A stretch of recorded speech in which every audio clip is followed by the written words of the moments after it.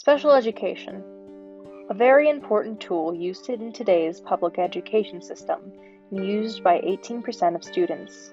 Most commonly used among students with disabilities, the system offers accommodations and resources that students can access so that they can perform to their highest potential.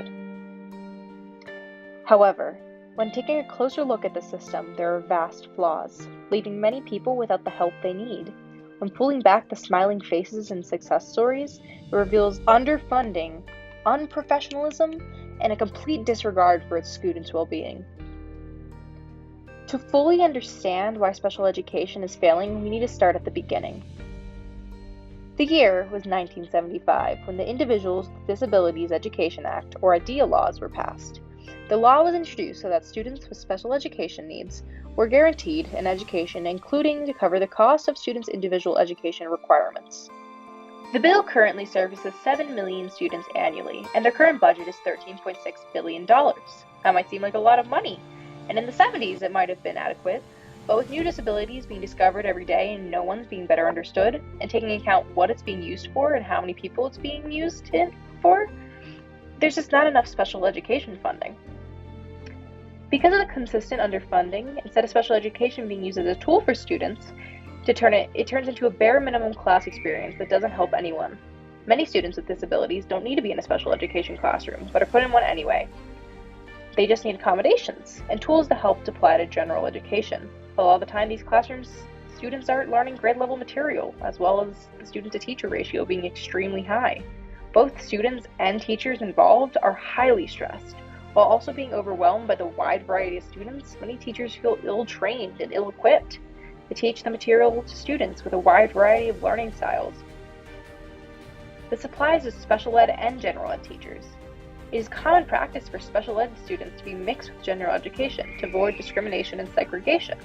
This would be great if general ed teachers were prepared to work with special education students. Commonly, a general education teacher does not even need to take a course in special education, despite a high chance they will be working with them.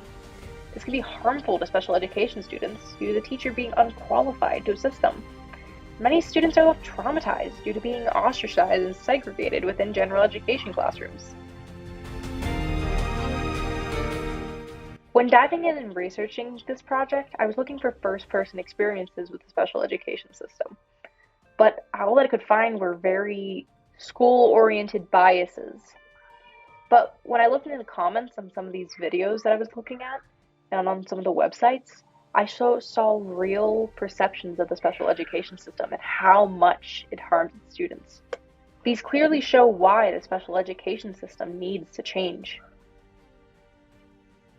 When I was in high school, I was not challenged in my special ed classes, so I just skipped class almost every day. When I was in special education for elementary and middle school, I got the help I needed and my teachers were supportive. But the minute I got to high school, the teachers are just not really helpful. I just needed a little help, so they put me in special ed every day, and this teacher talks to me like I'm 2.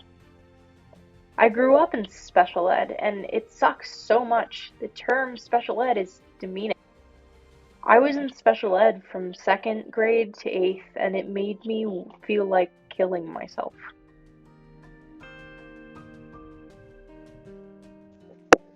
These first-person accounts show that the special education needs to change for the sake of students, their education, and their well-being.